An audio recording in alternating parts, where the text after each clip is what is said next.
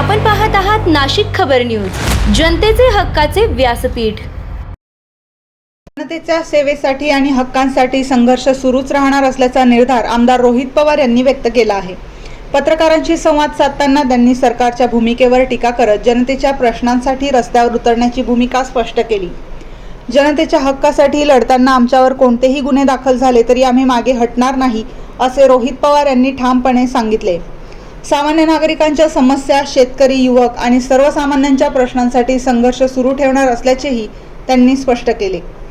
जनतेच्या सेवेसाठी आंदोलन आणि लोकशाही मार्गाने लढा सुरू राहील, असा संदेश देत रोहित पवार यांनी सरकारने जनतेच्या प्रश्नांकडे गांभीर्याने लक्ष देण्याची गरज असल्याचे मत व्यक्त केले। त्यांच्या या वक्तव्यामुळे राजकीय वर्तुळात चर्चेला उधाण आले आहे।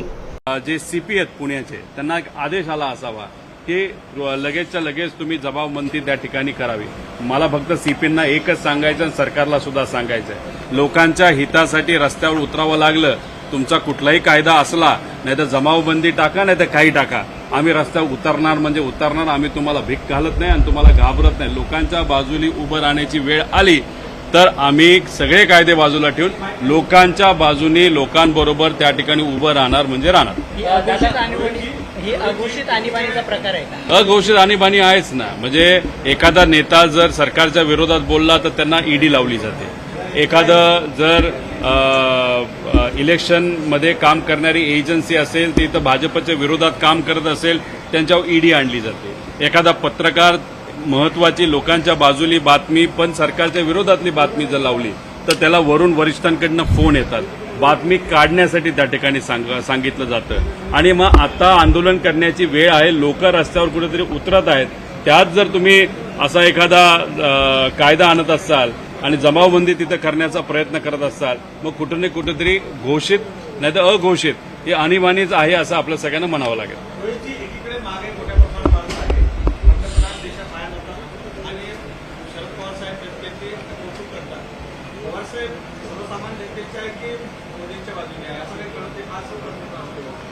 कसं असतं की एखादा मोठा नेता जेव्हा भारताच्या बाहेर जातो तेव्हा तो काय काय तिथं करतो हे फार महत्वाचं असतं। संवाद कशा कशा पद्धतीने तिथं होत असतात। आता ते 5 मोठ्या देशांमध्ये, त्या मोठ्या छोट्या देशांमध्ये तिथं गेले होते, त्याच्यात एका देशाबरोबर देशासाठी महत्वपूर्ण असणारा काही प्रमाणात निर्णय झाला, जसं UAE।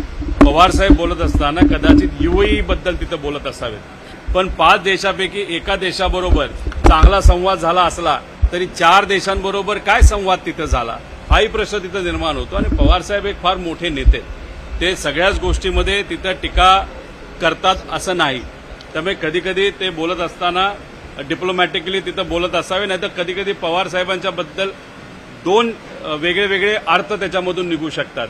त्यामुळे पवारसाहेब बोलत असताना कदाचित त्यांनी मोदी साहेबांवर टोमणाच मारला असावा असं मला तरी वाटतं। विधान परिषदेच्या निवडणुकीमध्ये आता ट्विस्ट आलेला आहे।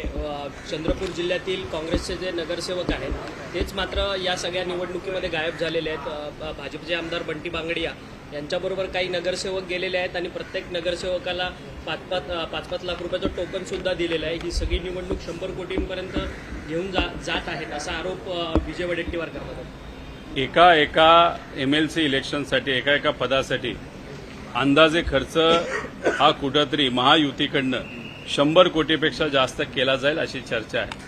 म्हणजे नगरसेवक असतील, जिल्हा परिषद सदस्य असतील, जे कोणी मतदार आहेत त्यांना कदाचित भाजपकडनं खूप मोठ्या प्रमाणात पैसा तिथं दिला गेला जाईल, त्याच्याबरोबर महायुतीकडनं दिला जाईल।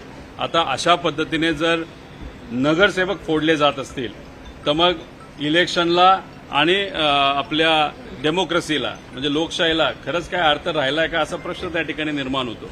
मग लोकांसाठी खऱ्या अर्थाने लढायचं असेल तर मग लढायचं कसं असा प्रश्न निर्माण होतो। त्यामुळे लोकांना मला विनंती करायची, याच्यापुढे व्यावहारिक दृष्टिकोनातून काम करणाऱ्या लोकांना निवडून देण्यापेक्षा चांगल्या लोकांना तुम्ही निवडून दिलं तर मला वाटतं की प्रामाणिकपणे ती लोक त्या ठिकाणी लढू शकतील असं आम्हाला त्या ठिकाणी वाटतं। आज बालभवन उद्घाटन कार्यक्रम होता। त्या कार्यक्रम पत्रिकेमध्ये एकनाथ शिंदे यांचं देखील नाव होतं, परंतु एकनाथ शिंदे गैरहजर राहिलेत त्या कार्यक्रमाला। उपमुख्यमंत्री सुनेत्रा पवार, मुख्यमंत्री देवेंद्र फडणवीस हेच उपस्थित होते। एकनाथ शिंदेंची नाराजी आहे का? कारण की गेल्या अनेक दिवसांपासून दिल्लीवारी खूप मोठ्या प्रमाणात वाढली आहे आणि त्यातच त्यांची ते बार्गेनिंग पॉवर वाढवतात आहेत विधान परिषदेसाठी। एकनाथ शिंदे साहेबांना मला विनंती करायची, तुम्ही मोठे नेते आहात, नाराज जर तुम्ही होत असाल तर महाराष्ट्रावर जेव्हा अन्याय होईल तेव्हा थोडंसं नाराज व्हावं. महाराष्ट्राकडे इन्व्हेस्टमेंट येण्यापेक्षा गुजरातला नेली जाईल तेव्हा तुम्ही खरं तर नाराज होण्याची जरूरत आहे. पेट्रोल डिझेलचे भाव वाढल्यानंतर तुम्ही जर नाराज झाला तर आम्ही त्या ठिकाणी समजू शकतो, पाठिंबा सुद्धा देऊ शकतो. कायदा व सुव्यवस्थेची परिस्थिती आज या महाराष्ट्राची अतिशय हलाख्याची झालीत. महिलांवर आणि लहान मुलींवर अत्याचार मोठ्या प्रमाणात वाढत आहेत. त्याच्यावर तुम्ही नाराज झालं तर आम्ही समजू शकतो, आम्ही पाठिंबा देऊ शकतो. पण इलेक्शन आलं की तुम्ही जर नाराज होत असाल, इलेक्शन आलं तर तुम्ही नाराज होऊन दिल्लीला जात असाल, इलेक्शन आलं की तुम्ही साताऱ्यात जात असाल, तर कुठेतरी तुमच्या प्रतिमेला डाग पोचतोय असं मला वाटतं. भाजपला हेच पाहिजे असावं असं कुठेतरी रणनीती असू शकते. त्यामुळे इलेक्शनच्या काळामध्ये नाराज होण्यापेक्षा खऱ्या अर्थाने महाराष्ट्रावर जेव्हा अन्याय होतो तेव्हा तुम्ही नाराज झाला तर आम्ही सुद्धा तुम्हाला त्या ठिकाणी पाठिंबा देऊ.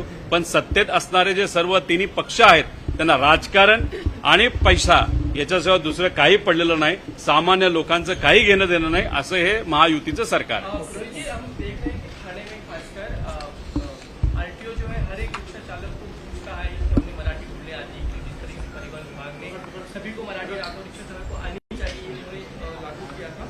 कार्रवाई अब शुरू हो गई है इस तरीके से वरना उनको मराठी दर्ज करने की बात.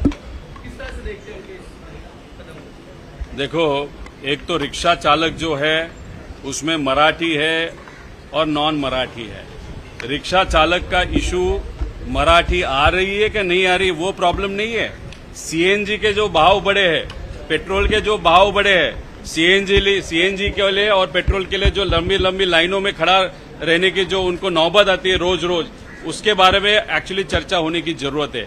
लेकिन आज वो चर्चा न होते हुए तुझे मराठी आती है कि नहीं आती उस पर सिर्फ टाइम पास किया जा रहा है. इसलिए हमारा कहना है कि ये सिर्फ राजनीति का एक हिस्सा है. उनको सिर्फ लोगों का ध्यान, मीडिया का ध्यान बाजू को हटाना है रियल इश्यूज से.